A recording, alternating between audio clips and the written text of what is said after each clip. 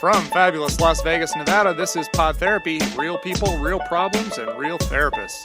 You can submit your questions anonymously at podtherapy.net or email us at podtherapyguys@gmail.com.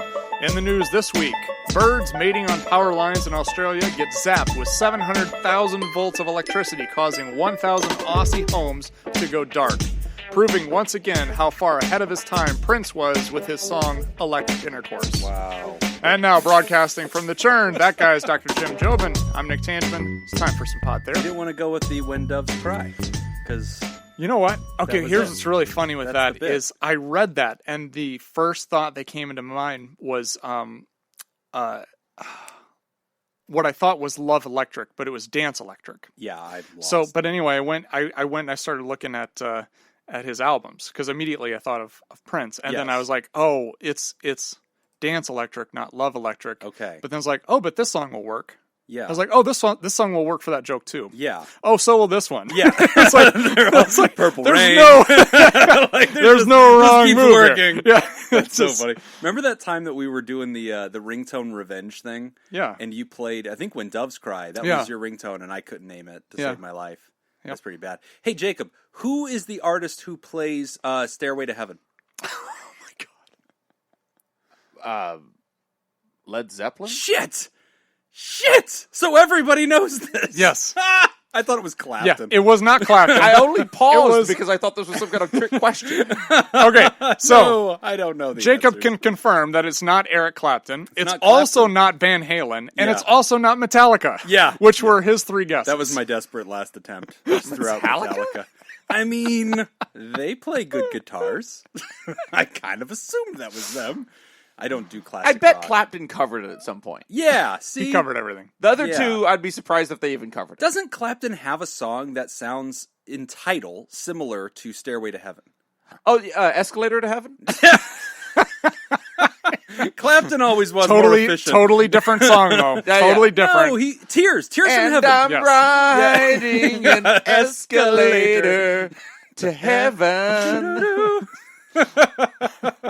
So is Tears from Heaven was Clapton. Tears in Heaven. Ah, see, okay. I should be forgiven for this. No, you should. I was so close. I mean, we'll let the listeners decide, but They- I'm on no. They That's usually my vote. riot whenever I get classic rock wrong. That what was the one I got wrong? Was it Purple Rain or Doves Cry? Doves Cry. Yeah, that caused a huge problem. Rightfully for so. like a long time. Actually, you know what's funny? I change my ringtone like constantly. It's always changing. And I have one right now that I kind of want to do and see if anybody can guess what it is. Can you call me? Okay, I assume it's from a Disney This movie, is good but radio. No, it's not. This is adult themed. I don't think either of you will get this, but I'll be interested in which of our listeners can get it. So if you can get my ringtone, you can go to patreon.com/therapy, and underneath this episode you can comment and you can tell us where or what the ringtone is. Even if you reference, like, you don't even have to get it specifically. Like, I'll even take the TV show it's from. So that's a hint. It's from a TV show. The Jeffersons. Yes. Moving on up.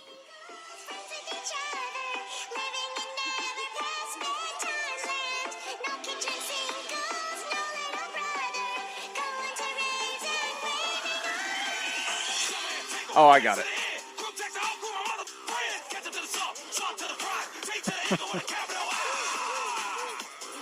Oh, you turned it Jim is off. dancing to his Hell ringtone. yeah, I am. My wife gets so pissed because, like, we were at Kohl's yesterday and I had the kids and she was like calling me to find out where I was and I was just letting it play. Like, I wasn't answering it, and like me and the kids are like dancing and she's just like, fucking pick up your phone. So I got all these voice messages of her just pissed. I have no idea. Are you listening to your stupid ringtone again? All right, so if you've got the answer, you can go to patreon.com/therapy. Do you actually know it, Jacob? I do. Ooh, that's pretty Really? cool. He Yeah. has good taste in television. What is the... Well, okay, if you wanted to guess, stop this tape right now. All right, Jacob, I know what it is. What is it? It's from Rick and Morty. Yeah! Oh, what a good episode that was. Where Yeah, it's the one where they... Parasite. Yeah, that one. the parasite like is in their house and like it causes them to have false memories of the past. Yeah. And then it summons a new parasite every time. And then at the end of the show, there's like hundreds of all these obscenely weird characters. Yeah. Yeah. And Oh, Summer's that's like right. unicorn best friend Yeah. thing. Tinkles Sings that song. Tinkles takes her to Never Past Bedtime Land, where they rave. I love that bit. So we should probably do therapy stuff. All right. But anyway. All right. Yeah. First question. New weight identity. Hey guys, I am a mid-40s overweight dude that has lost a lot of weight over the last 4 years, but still has a lot to go. At my highest, I was almost 600 pounds. I'm currently 330, and have lost about 270 pounds total, with about 160 of that in the last 14 months. Wow. Yeah, it's really good. As I'm losing weight and getting closer to my target of 200, I'm finding that I am second-guessing my progress and actually having some anxiety about getting closer to a normal weight. Lots of friends, coworkers, etc. congratulate me on my progress fairly regularly, and this actually makes me feel embarrassed or ashamed. It's a combination of being embarrassed for congratulations on still being severely obese, and ashamed for not having done it 20 years ago when it would have been much easier. I'm also anxious about my continued weight loss for a couple of reasons. The first is that my brother has been losing weight along with me the last year or so, and he is now getting to his target weight. He was right around where I am now and is wrapping up his weight loss phase, and I'm a bit worried about that support being gone if I lose my focus. I'm also concerned about actually losing all the weight and not really knowing how to exist at a relatively normal size. I've always been a fat guy for my entire memory, even as a child, and never ever considered dating or relationships under the general assumption that no one would be interested. As I lose weight and realize that I may not have that excuse soon, it kind of scares me. I've been thinking of seeing a therapist for the first time to try to work through some of this, but I'm not really sure how to go. I've Googled weight loss therapists, but they seem to be mostly associated with bariatric surgery centers at the local hospitals. Any advice? Thanks, Keith. Wow. First of all, congratulations. That's huge, Keith. Yeah. Congrats. That's a big deal, man. Yeah, that is awesome. And good for you for, taking care of yourself, making the decision to do something, healthy. I really admire that. I think that's awesome. A few things that I was going to mention. First off, specifically with the first question about, how you feel when someone says congratulations. So a little bit of embarrassment, and you said ashamed, and it sounds like for having not done this over the last 20 years or 20 years ago. And I think also for it's a hard thing to be congratulated on. Sure. Right? Sure. Like, it's, you know what I mean? Yeah, I get what you're saying. Inherently, I guess, they are criticizing your old self and praising your progress on not being unhealthy. Or you know what I mean? It's like, it's a well-intentioned thing. Like, people do tell you, oh my God, you look great. It is. Congrats, but it is a weird thing to receive. It is, but I think this is kind of where that cognitive reframing comes into play. Yeah. Where, I think if you're receiving that, I think the way that you interpret that is a reflection on the way that you think of yourself. Yes. And not necessarily what they are saying, right? Right. So I think a big part of maybe how therapy could be helpful is helping you utilize that cognitive reframing and changing that voice in your head. Because what we hear, what we think about, like if Jim says something to me, the spoken message is not as important as my interpretation of the meaning that I place on the message. Yeah. Right? That's the most important piece. Right. And what therapy will do is therapy will help you address that piece. So when someone says, congratulations on, losing this weight, you're doing a great job, in my mind, I'm hearing, you were huge before, and why did it take you so long? Yes. That's the part I need to address, because that's not what was said. That's the piece that I add in my own head. Good point. And the important thing with this is that this is a good thing, because that means that is within my control, that I can change that. Right. And it takes a lot of practice to be able to utilize that cognitive reframing and to be able to catch that thought when you have it and say, no, that's not what they're saying. Right. I'm doing something good. They're proud of me. They care about me. They're happy to see me doing something good. That's it. Right. And we just go from there. And the whole idea of I should have done this 20 years ago, I tell people this all the time. You're living in the past. Right. You're living in the past. You're in the now. Yeah. And, this happened actually just a couple weeks ago playing hockey, where somebody, skated off and they got on the bench and they were upset. They were pissed about something that happened, and they're like, they didn't take that. Why didn't they catch that pass? Why didn't they do this? Why didn't they do this? And I told them, like, you're living in the past, dude. Yeah, that's last We're here right now. Yeah, there's nothing you can do about that. Yeah, I think that's true. And I think that you're generally right. Like, I think that this is correct. That is going to be the message to the writer. But, dude, I completely get what he's talking about. Like, I remember it was years ago. This was, like, I think about 3, I guess, years ago. My daughter was hospitalized. She spent a month in the ICU. She was an infant. It was absolutely terrifying. I have generalized anxiety disorder, and my anxiety profile is almost entirely the health and safety of my people. Like, I'm good. Like, I don't care. If I'll see like a red spot on my knee and I don't have any fear of like, oh, what is that? Like, I don't care. But like, if it's my people, if my kid has a cough, I'm like Googling things like, is this kid going to be okay? And I can't sleep. So my daughter being in the ICU was like the worst thing ever. I lost, during that span of time, I lost, I think, 40 pounds over that month. And it was crazy because then in the following month or whatever, it was like Easter. And my in-laws came over and my brother-in-laws and all these people came over, my family, and everybody to a person said, Jim, you look so good. And like, obviously, I hadn't tried. I didn't earn weight loss. So like, obviously it was already kind of bad. My daughter was better at that point, so I was happy. Right. But like, my ears heard that the same way the writers did. Yeah. When people come to you and go, you look so good. Oh my God, you look so much better. I'm like, how bad did I look before? Like, the fact that all of you to a person noticed it and, like, needed to come tell me how good I look almost is like, please don't go back. Like, it's almost like you're warning me, like, we used to think you were repulsive. We couldn't say it. But thank God, I feel like women probably feel the same way whenever they actually, like, put on good makeup and, like, do their hair and wear something, and people, like, gush over them, like, you look beautiful. Oh, my God. And you're like, wait a minute. Right. Like, I can't help but feel like this is sort of like a two-sided coin. Like, you're kind of... You're so let me ask pleased with you my this. appearance now, it's sort of an indictment on my previous appearance. Let me Whereas ask if you I this. always look Hold good, on. there'd be no need to point this out.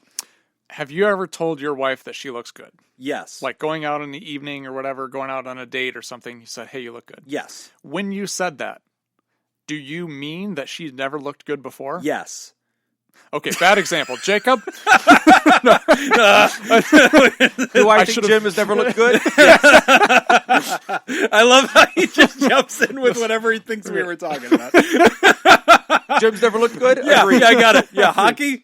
I heard something about hockey. Nick's bad at hockey? Yes. So, No, I agree for with your most point. for I agree with your most point. people who aren't Jim, Yeah. when they give you a compliment, they genuinely mean it, No, and I'm that not- it's not in their head. No, but I'm not here's- impugning the intention of the compliment, but I'm saying it inherently is a type of compliment that Absolutely. feels odd. I definitely It's a agree. feeling odd thing I to agree, receive. but the point that I'm making is that we often see things different when we're on the other side. Yes. So, for example, if I have that thought Yes. of, oh, they think this because they're giving me this compliment, Right. then I have to think, have I ever given that compliment? Yes, I have. Did I mean this Right. other thing? Well, no, I didn't. So why would it be different for them? Yes. Right? We change the rules when we're on one side versus the other. I agree with you. Right. And to the writer, Nick's right. Like, at the end of the day, I want you to do what Nick's talking about. I guess I'm just more like the writer in this one. No, I Like, get it, I yeah. feel him. Because, like, Yeah. anytime that you do something for yourself, right? That you get your makeup done, you get a nice outfit, you lose some weight, you get something done. You were insecure about that thing. You were unhappy with that thing. So when people notice the change away from that thing, it kind of bothers you that they're even bringing it up. Because Sure. it's impolite to say to a fat person, hey, you're looking pretty fat today. But when they lose 20 pounds, or 40 pounds in my case, and then you go, wow, you look so much better. Okay, so now you're allowed to talk about it. Like, now you're allowed to talk and say to me that I was overweight. And, like, it's a nice thing, but, like, I was insecure about that, right? Sure. Like, so it inherently hurts a little bit. And so I think that what the writer's saying that I resonate with, the great irony is, we don't want people to not notice. Like, of course, it's better that they do. But I guess it's always going to feel weird to us because at some point you almost prefer nobody say anything because it almost shames you. It almost reminds you that you didn't used to be okay or whatever. Right. And I guess that's discouraging too. So I kind of understand like Yes. the double-bladed sword Yes. here. No, I get the empathy for it. Yeah. Like, I totally understand. but I don't want Keith getting caught up in that illogical thinking. It is still illogical, yeah. Right? Like you because do need to challenge it. Yeah, you have to challenge that thought process. That's not the case. Yeah, I do agree with you on that.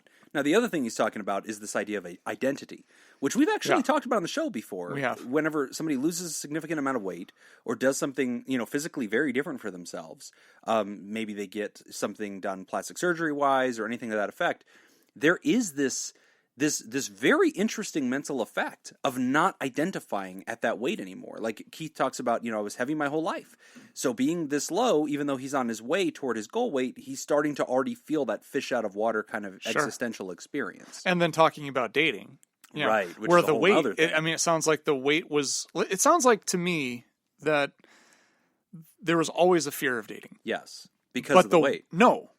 I see. No, there was always a fear. Weight was but the weight excuse. was the excuse to not challenge that. Right. Right? And so now the weight's not an issue. Yes. So now you're left to challenge this fear that you had of dating. And that can be very scary. You know what's so interesting? At this point, I have gotten to the place, and I'm not going to say I have a perfect batting average on this, but I have experienced the rare person who used to be quite heavy and is no longer, and I can tell from their personality that they used to be quite heavy and they are no longer, because they just have a different kind of personality. Whenever you have this kind of like really conspicuous thing that society doesn't like about you, you really become like a different kind of person. You become funny and like you roll with the punches, you're self-effacing, you're friendly, you're looking forward to helping other people. You have all these qualities that just, I guess, you develop over time. And then so it's interesting because anytime I meet somebody who in their youth was quite heavy or had some conspicuous thing, if they've overcome that now physically, it's no longer visually apparent.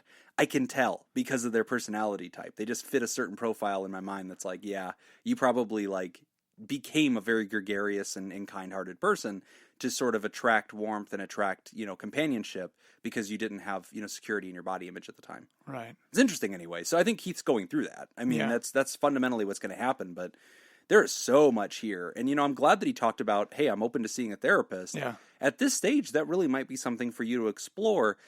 Because a guy like Nick or me is going to give you coaching, like what you just heard Nick talking about with cognitive reframing. But I think on top of that, it's a safe place to explore the things that you're going to bump into, Keith, that right now you can't even predict. Like there's going to be all these new realities that you're going to bump into that you cannot even predict right now. And it might be nice to have a safe place and a coach with whom to kind of digest that and make sense of it as it's happening in real life. Yeah, I would definitely agree. I think getting into therapy can help address some of that in a lot greater detail than what we could too, here on this show.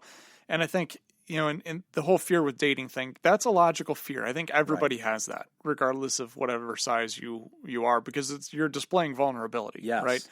Dating's hard enough. It is. Yeah. I mean, and so it's because no one wants to feel rejected. But that's like 98% of dating is being rejected. Right. So you're going to have to get over that. And there's no easy way to do it other than just kind of throwing yourself in it and just continue to experience it for a while and you kind of get used to it. But, and that's something, Keith, that I guess I want to nudge you on. You mentioned that you should have lost weight 20 years ago. And so I don't know how old you are, but obviously you're quite a bit older than 20. And so one thing that I'll offer you is this. Because this dating thing is going to be new for you, in some ways, you're going to be, and I mean this with respect, I hope you understand what I mean by this, you're almost going to be a teenager for a while.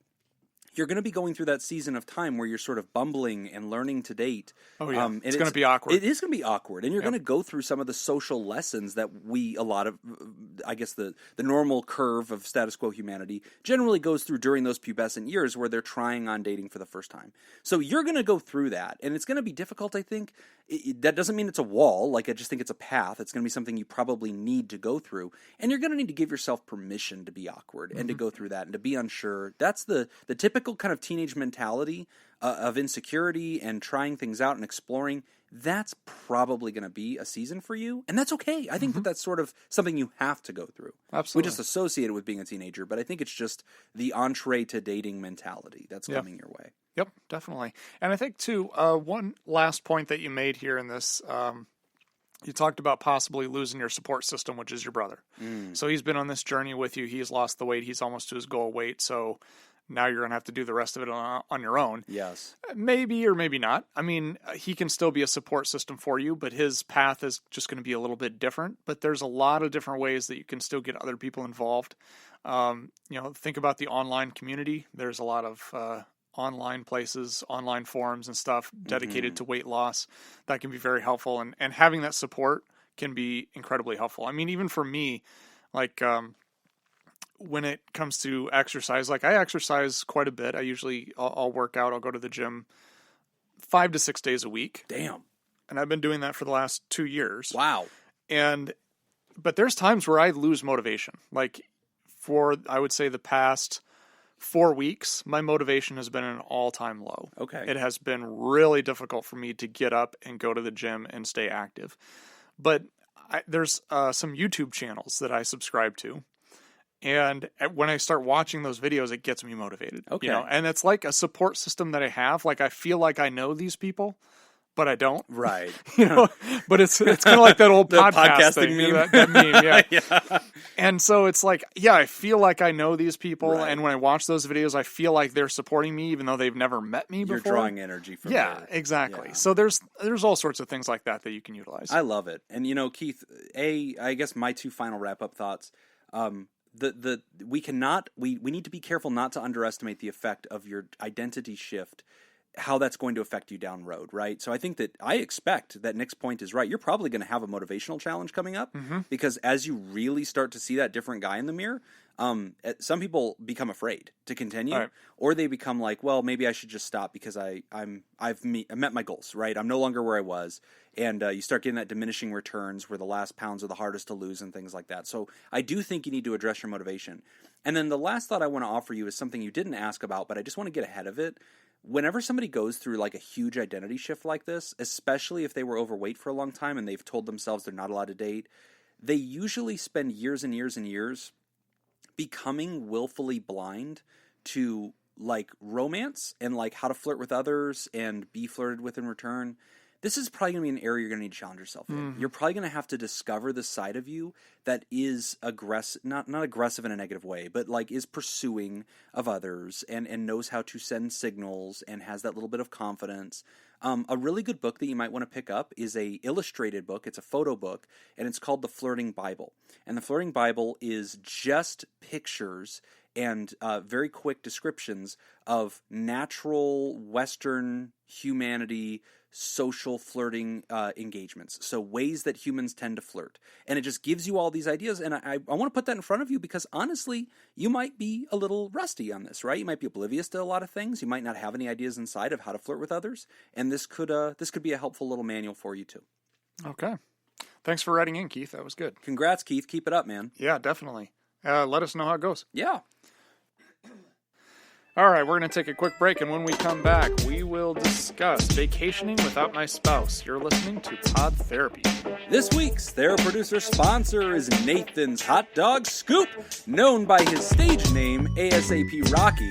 Nathan's Hot Dog Scoop is an American rapper, singer, songwriter, record producer, model, actor, and music video director, and current inmate in a prison in Europe. He is a member of the hip-hop group ASAP Mob, from which he adopted his moniker. Rocky released his debut mixtape, Live Love ASAP, in 2011 to critical acclaim. The success of his mixtape led to a record deal with Polo Grounds Music, RCA Records, and Sony Music Entertainment. He subsequently recorded his 2013 debut album, Long Live ASAP, which has also well received by critics.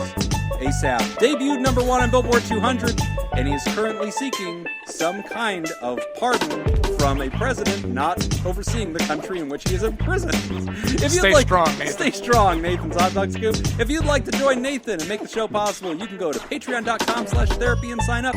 Again, that's patreon.com/therapy. We're back. You're listening to Pod Therapy. Our next question is about vacationing without my spouse. Hello! I'm going out of town for vacation with my 3 kids, ages 16 months old, 6 years old, and 9 years old, and will be flying from Georgia to California and staying with family for 2 weeks. I didn't want to stay quite that long, but when booking the flights, that worked out to be the best deal for the day I chose to return.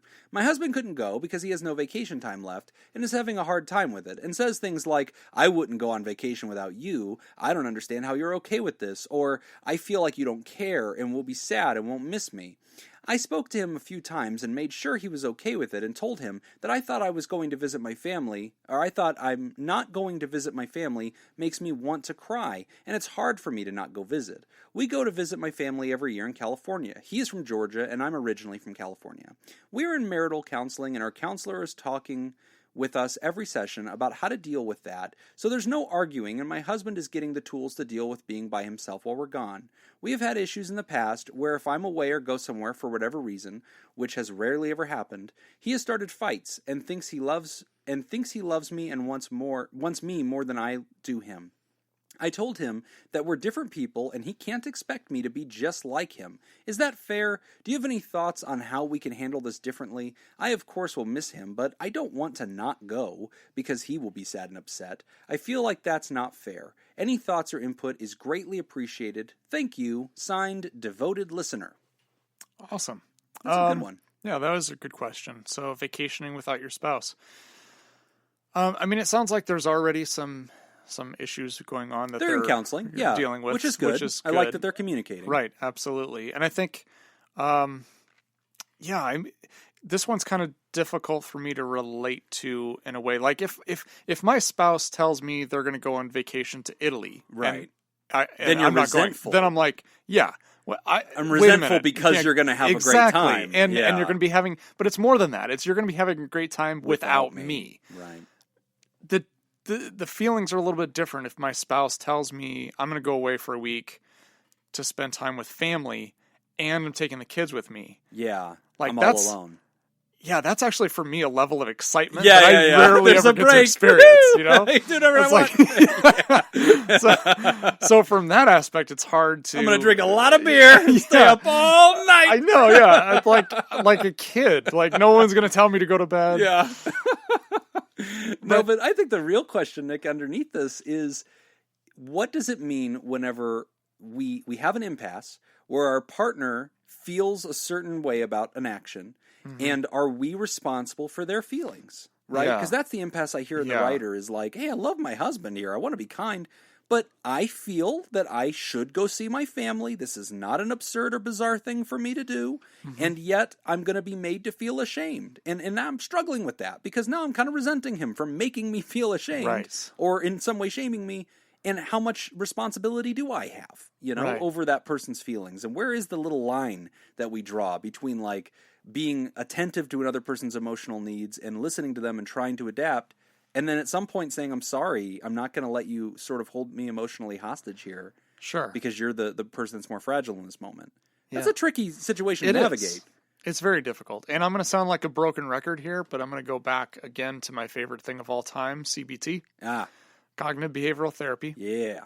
And just this whole idea that it's not the event that causes the emotional reaction. It's the meaning we give the event. Yes. So from his perspective, it's not that you are leaving for a week to go visit family. Right. It's what it means to him that you're leaving for a week to go visit family. Right. That's the core issue. Yes. Whatever meaning that he is attributing to that. Yes. Now, is that your responsibility that you need to fix this meaning? No. That's his. It needs to be worked out between the two of you. Right. But I do think that there are some things that you could do to help explore what that meaning is. Right. And to challenge that meaning.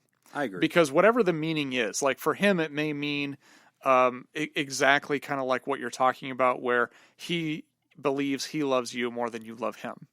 So by you leaving, he interprets that, or he views that as just more evidence to an existing belief system. Right. And that's the thing that needs to be challenged, because I'm sure that's not the case. No. But for a lot of our fears, it doesn't matter whether or not it's logical. Right. It's something that it's like an obsessive thought. We Yeah. get that in our head. It's irrational. It's very irrational. difficult It's a to meaning shake that. thing. Yeah, right. it's a belief. And so to be able to, because often with situations like this, there are ways to change or challenge that meaning, but still continue to do these other behaviors that you're doing, right? Still be able to go on this vacation, but to be able to challenge this by showing that that's not the case in other areas. I think that this is complicated. So I think you're right. I think that where you're bringing in CBT, I think it's an effective way to help the writer understand some of the underneath the surface dynamic, right? However, this situation, even though it's very specific, is writ large across all relationships. Right? We all have to deal with this, which is if we could impose one principle, right? Which is treat others the way you want to be treated. So the writer's like, if you went on vacation without me, it wouldn't bother me, right? And like my wife and I have this same problem, like, 'cause she's a teacher, she gets the whole summer off. Yeah. And I want her to enjoy time. I want her to go off on her own. I want her to not have to work. I want her to have vacation time, right? And I don't resent her for that. But if I take an afternoon to myself, it's a problem. And like, she won't say it. Like, she won't be mean to me. But like, I can tell there's coldness between us because she resents it, right? Or if she has to, it's pretty, like if she even has to like go do something, like, oh, you have to go out to see your parents to do this task thing. And I take the kids to like a play place, you know, in her absence. She's like, well, I missed out. You know, she has this FOMO, this like fear of missing out thing. And so it's shoe on the other foot kind of thing, right? So you and I usually advise people, don't treat others the way you want to be treated. Treat others the way they want to be treated, right? So we have to learn our mate. We have to understand that this is their particular need. And just because I don't relate to that, just because I don't share that thing, just because if the shoe was on the other foot, doesn't mean I don't have a responsibility to hear you, to understand your point, and to try to attend to it if I can. And so this is what I'm talking about whenever I talk about like that very thin high wire of balancing this out, right? And I think every relationship resonates to this, right? Oh, yeah. Where, yeah, your mate wants certain things a certain way or interprets things a certain way. You in no way resonate with that. Yeah. And it's like you blow right past that problem, but then you get taught by them, by their anger usually, that they're not okay with that. And you have to like, it's very tricky, right? To be like, well, I wouldn't mind. But that doesn't matter. Right. They do. Right. So you do have to respect and how that. much of myself do I sacrifice to maintain what's going on? Yes. Right. And then at some point you have to make a decision. What's an unreasonable request? Right. You know, at some point it's like, well, should I not go see my family? Is that a reasonable request in order to attend to his feelings? So this is a tough one. I don't want it to be simple. It's not. I think that all couples everywhere relate to this, where one member is hypersensitive about something that another one's not, and we could just tease them. And like, this is something, writer, that I like that you're doing. I like that you're bringing it to counseling. I like that you're respecting your husband in the sense that you're not minimizing or belittling his feelings. That's one thing that's super unhelpful. Yes. Whenever you go powwow with your buddies, girls do this, guys do this, and you just circle up and criticize the other person. Yeah. And you're like, well, he's needy. You know, he's fragile. Like, he shouldn't be like that. What kind? You know, that's silly. He can't do this to you. And it's like, that's unproductive, man. Yeah. Like, you need to try to understand his perspective and then try to come up with some kind of compromise that allows you to still live your life while honoring something that they're asking for, right? Right. Which is tricky. Yeah. And I think I'm glad you're in couples counseling, because that should be the professional who could help negotiate that. Yeah, because I think a lot of this goes back to the underlying issue. Like, there are so many things that happen that we think are the issue, but really those are just surface issues. Right. It's all the things that are underneath, which is the emotional connection or the meaning that we give certain events. And I think that's the stuff that has to be dealt with. If you fight about the stuff that's on the surface,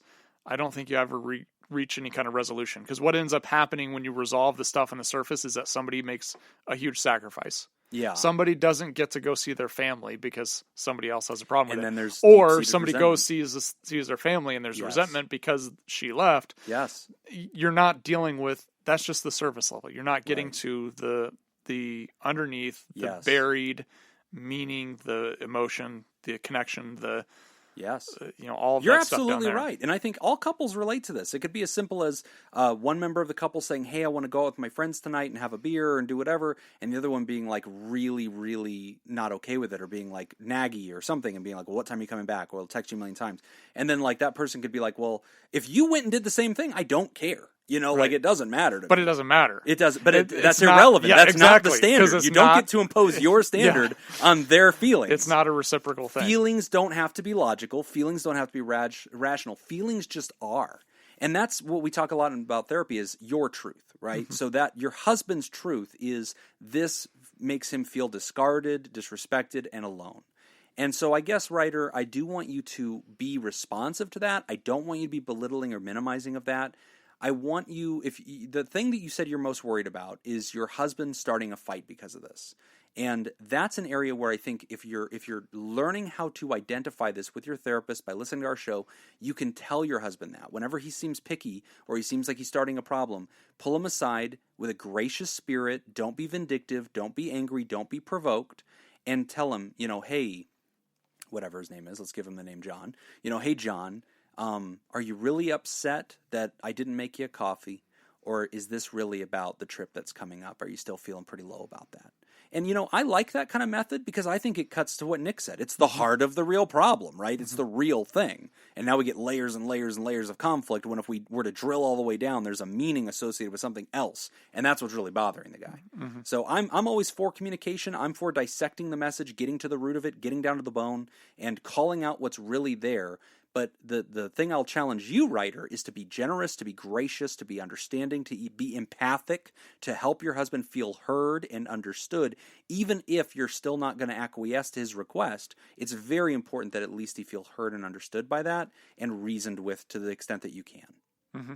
Yeah, I agree. It's a great question. It is. It's a real life thing. I think all of us relate to that. So. Oh yeah, I mean that we've all had that experience. Anybody who's been in a relationship has had this experience. Yes. It may not be about a vacation, but it's about something. Oh, so there's always something. Yeah. Oh yeah. I remember I used to make a joke. My wife, one of the cardinal sins of our marriage is if I eat without her. So if I really? So sometimes like you'll be like, hey, you want to go get lunch? I have to really think about that. Like it'd be a lot easier if you were like, you want to go get drunk? She'd be like, yeah, I don't want to get drunk with you anyway, Jim. I don't care. But if I eat without her, she's like, well, what did you have? Did you go somewhere nice? You had sushi? I wanted sushi. Yeah. Yeah. So that's a good example because to use that as an example of what I was talking about, it's not about the sushi. No, it's not about the food. Yeah. It's about the underlying message of he's doing something without me. Yeah. And that bothers me. I would have enjoyed that. I would have enjoyed it too. I was cast aside. Yeah. Because you have this picture of the two of us being there together and enjoying that, and now that's not happening. Yeah. Gone. Well, it doesn't help that when you and I are at lunch, I always take pictures of us and send them to her, and, we're doing kissy face and all that stuff. That probably doesn't help. I think it makes her jealous. We're not going to stop doing it. No, because you know what? I'm not going to be held hostage by her insecurities.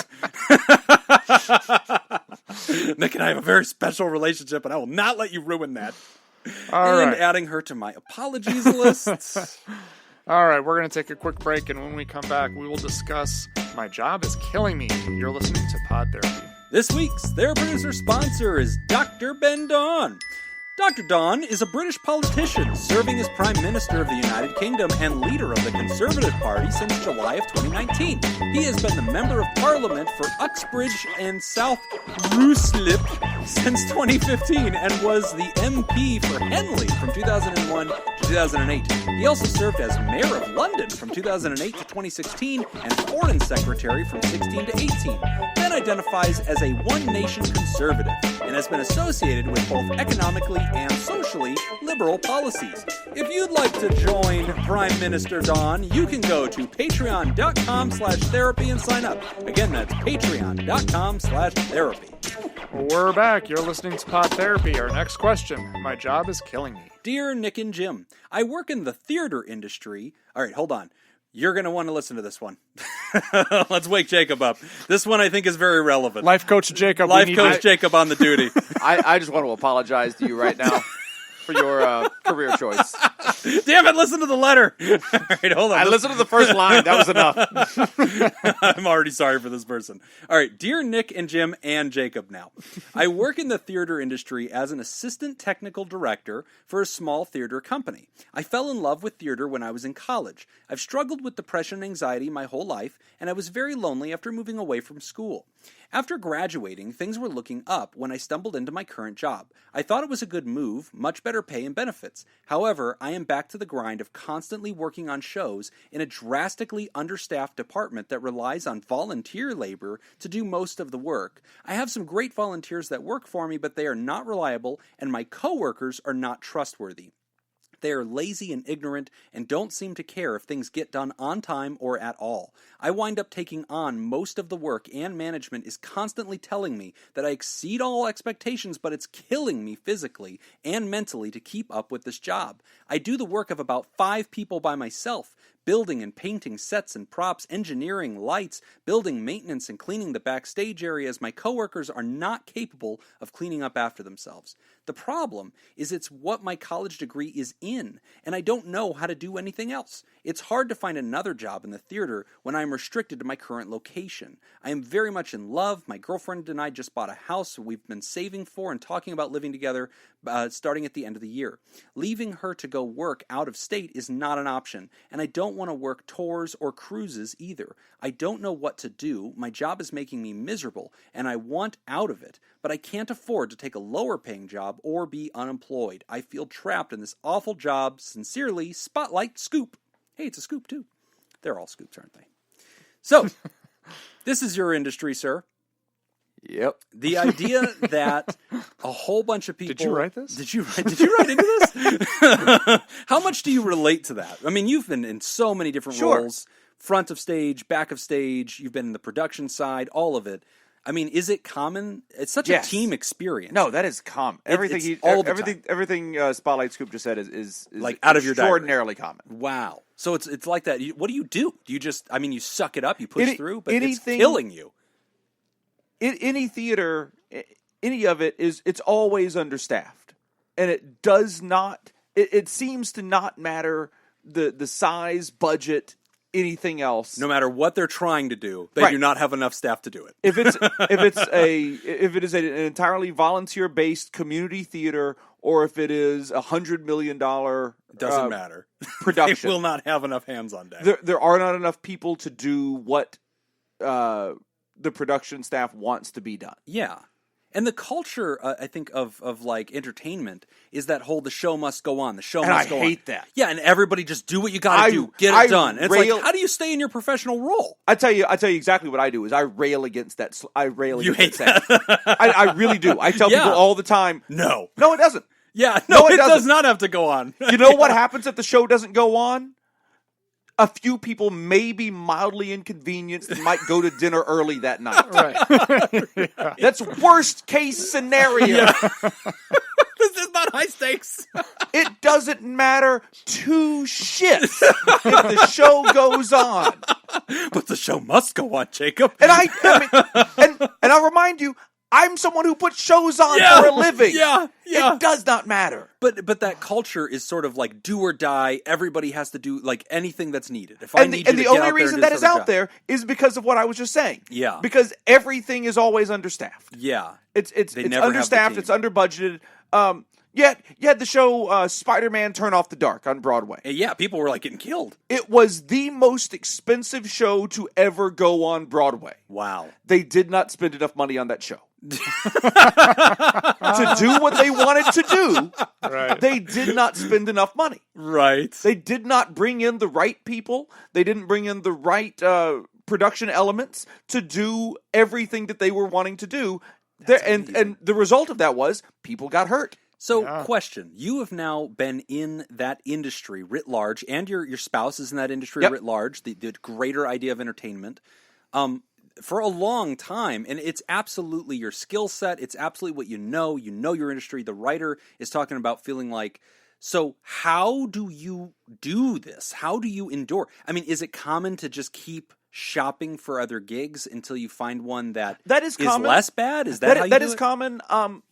It sounds like this writer doesn't want to change gigs. It sounds like that's their passion. They said that's what they got. No, I mean, it sounds like they don't want to leave right. the job that they are currently in. Yeah, they said it's killing them. Or if it's a smaller community, maybe they don't have the option. Right.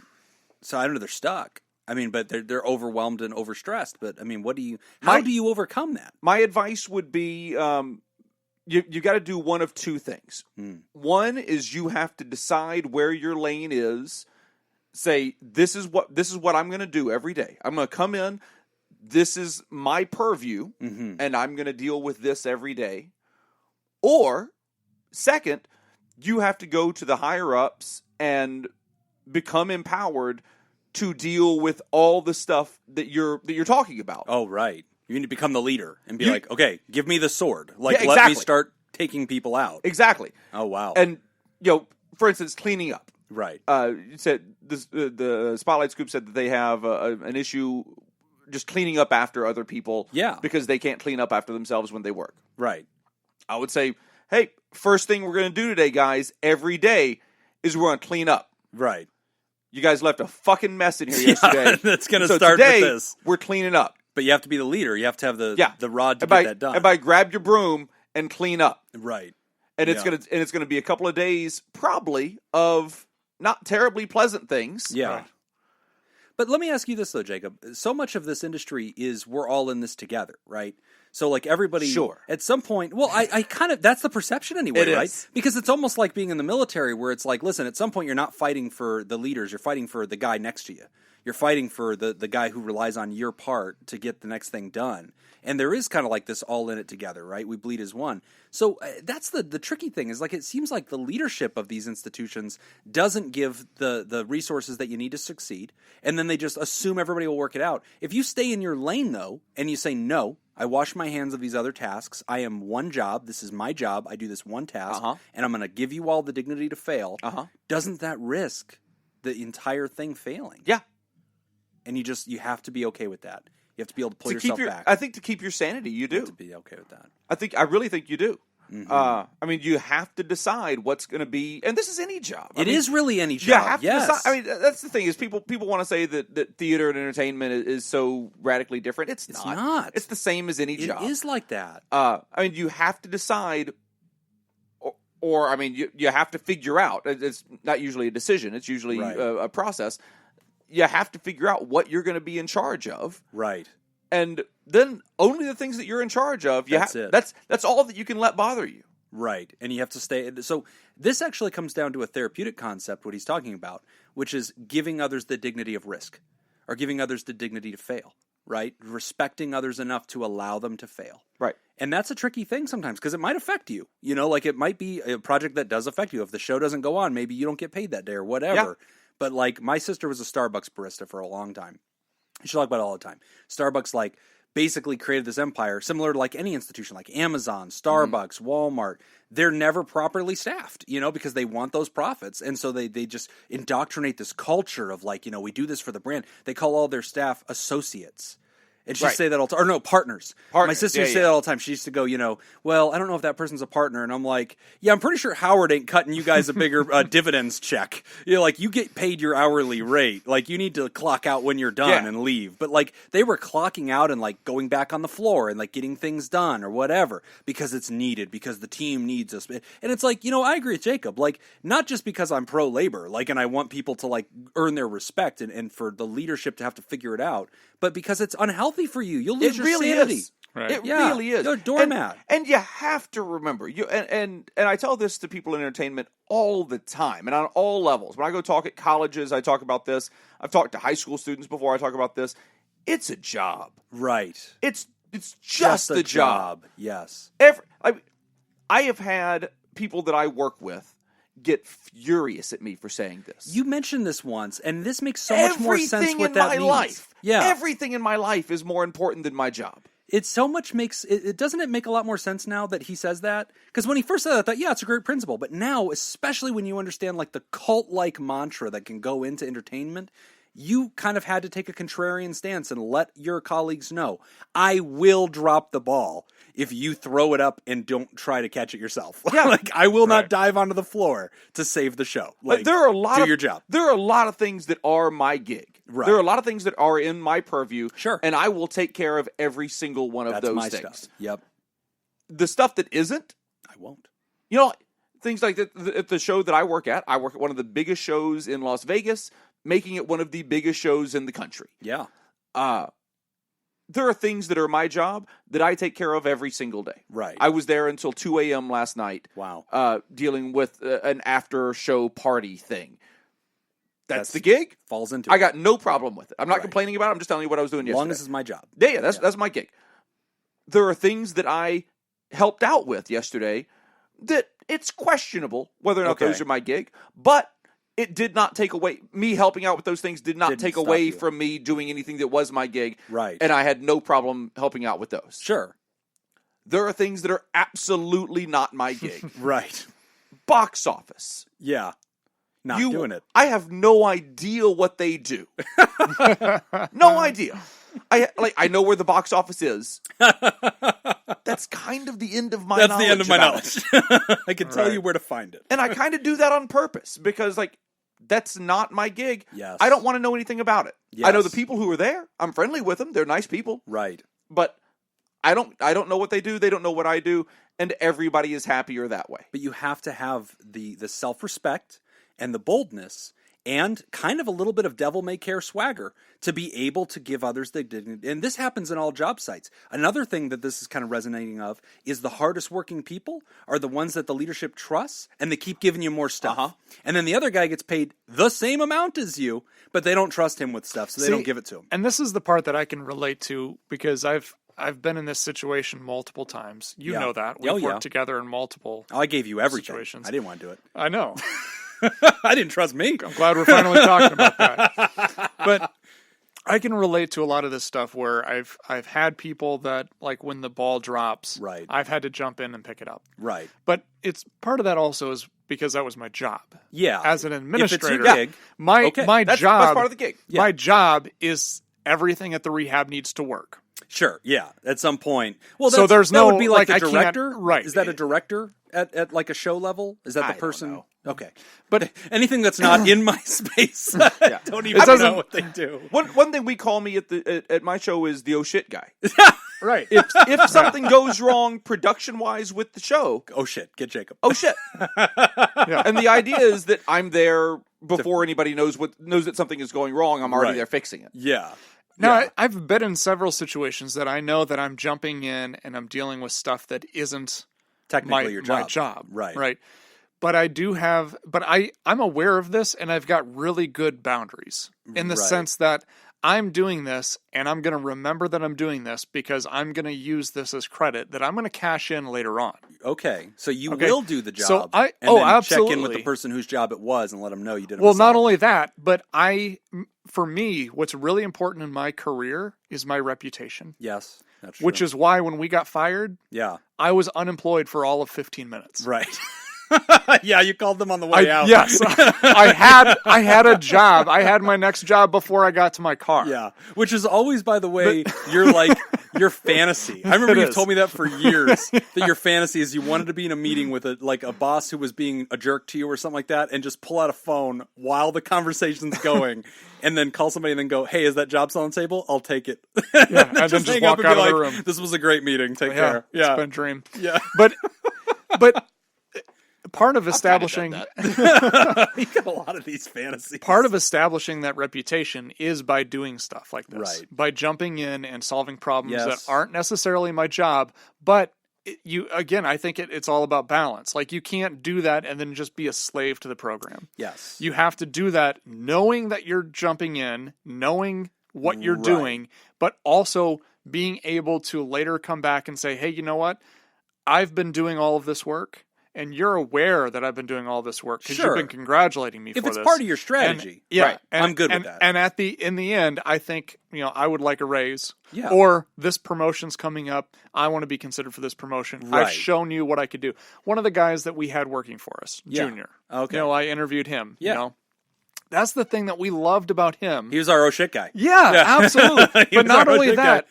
but like, he was trained really well to, when he comes in and he presents a problem to me, he presents a problem and then he presents 3 ways that he's He wants already to solve thought it. about Yeah. solving it, Yep. and he runs it by me instead of just saying, I got a problem, I don't know what to do, fix it. Yeah, right. He's like, I got a problem, here's my ideas. Right, right. I was like, awesome. So I agree with you. Like, being a person, like, what Jacob's talking about, like being a Swiss Army knife. Like, you just are, you have the capacity to solve a billion problems. At some point, you have to go with that Joker mentality from Batman, where he says, my father always told me if you're good at something, don't do it for free. Like, you got to create that boundary and be like, I'm sorry, I'm going to give you guys the dignity of understanding your own pain. Because if I just rescue you from this, you won't even know that there is a problem. And then one day I'll be held accountable because my part of the job didn't get done. Because I was too busy carrying water for these guys. And I would say the other, and I just want to expand on my other solution on this. The other solution is just to be in charge. Right.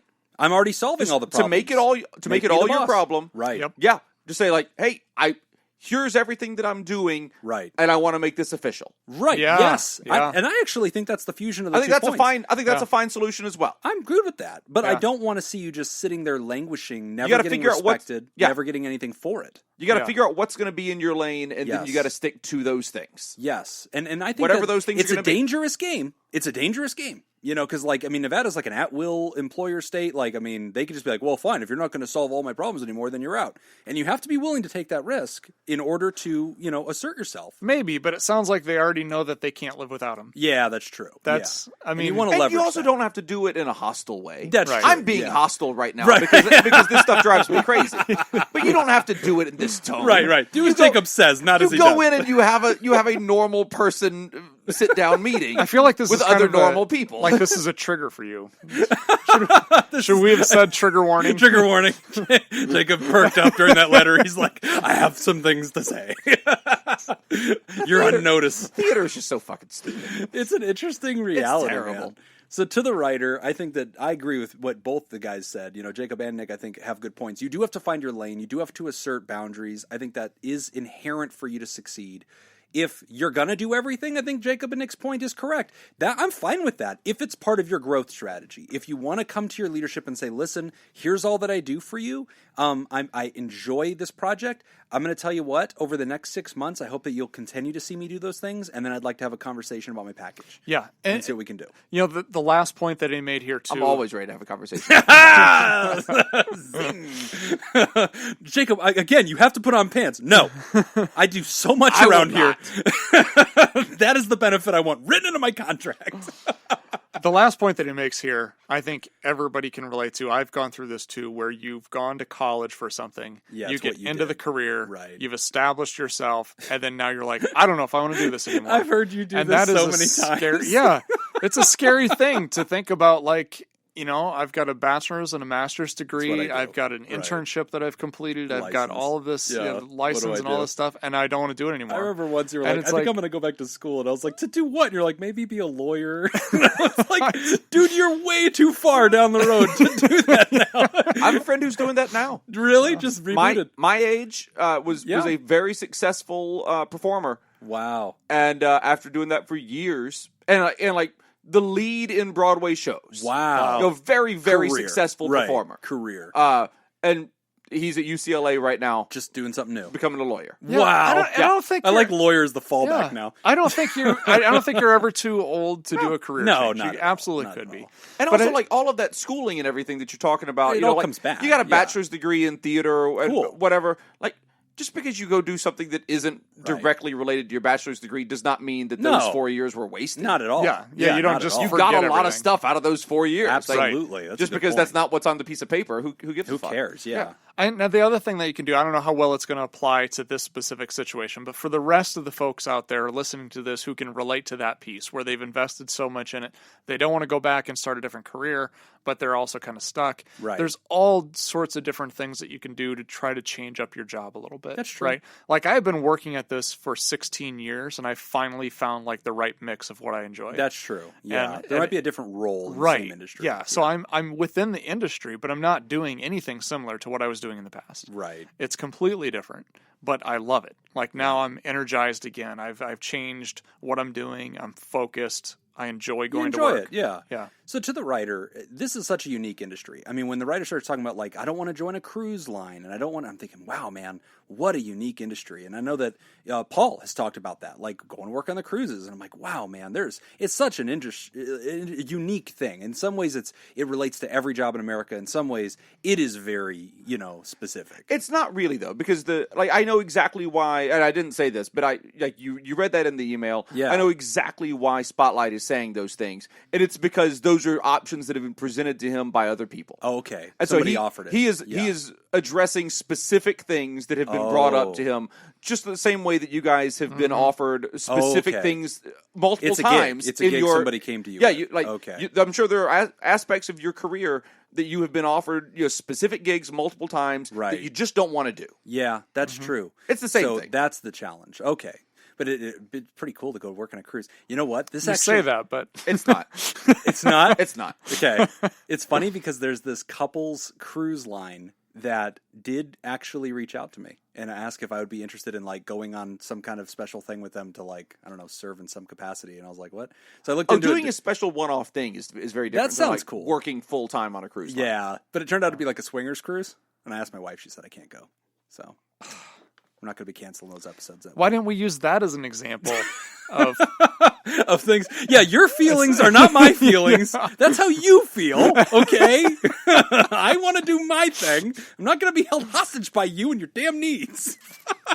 Great question, writer. Good luck. Scoop. Yeah, good luck, man. All right, we've reached the end of the show. We're going to run through it at a pretty quick pace here. Announcements, nothing too big. Book club exists somewhere out in the ether. I do have some apologies, and then we do need to thank our patrons, because this episode is airing the first week of the month of August, so that means we got a lot of thank yous to say. But I have a few apologies. Dear Ebony and Jet magazines, I'm sorry that I complained when a new parent company purchased you because I felt that the pictures I took for your cover are now in a stranger's hands. I knew what I was getting into when I submitted my headshots to your Power 100 most influential members of the black community, and I hope you'll consider my self-nomination active for 2019. I'm surprised you didn't... Oh, never mind. I was going to say, I'm surprised you didn't ask me to write a letter of recommendation. Oh, no, you did. But you never have. Yeah, no, I've you never always write asked them anyway. Ever. Yeah, you. I have plenty Great. of them with your Thank signature on them. You should never give me that. Dear Religion, I'm sorry that I wrecked you with a perfect score on the Pew Research Religious Competency Quiz. My arrogant boasting violated central tenets of each of your respective codes, and it would be a shame if my actions caused religion to be associated with hypocrisy for the first time in history. To be fair, they're all very easy questions for the most part. You didn't get a perfect score. And you caused got the plague 14 out of of 15. crickets. Oh, yeah. Dear Las Vegas, I'm sorry that I implied that the millions of grasshoppers descending upon you are a biblical plague of judgment for charging for parking. I'm sure that if God wanted to smite you, it would have happened a long time before today. So there it is. Very good.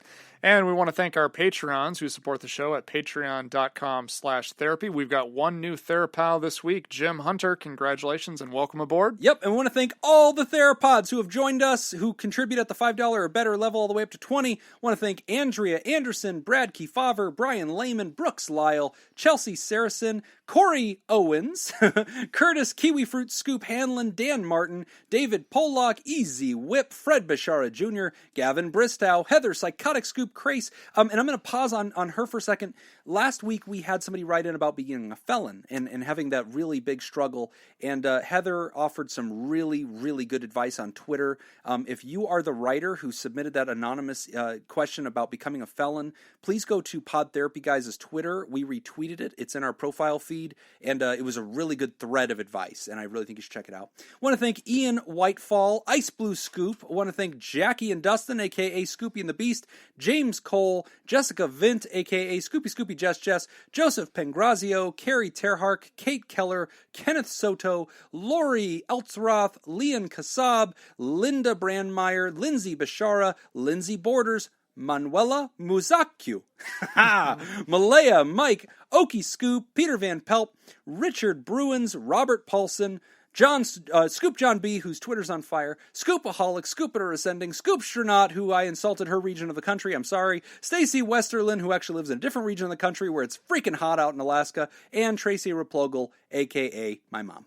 We want to especially thank our bosses, the Elite Eight, mysterious and shrouded Illuminati members of our fan club, the TheraProducers. Thank you, Smitty Scoop, Jake Schneider, Robert Brownie Jr. Ment, Chairman of the Board, Kayla Lansbury, David Data Scoop, Vialon, Judy Schneider, Nathan's Hot Dog Scoop, Dr. Ben Dawn, and ex-officio board member Ellie O'Dare. If you'd like to hear this episode uncut and unedited and enjoy our spontaneous side projects, including our book club, you can go to patreon.com/therapy, and thank you all for supporting mental health. That's all the time that we've got for this week's session. We want to thank our landlords, the Ice Cream Social Podcast, and thanks to those of you who contributed to our show today. We really appreciate it. Remember, pod therapy isn't something you should keep all to yourself.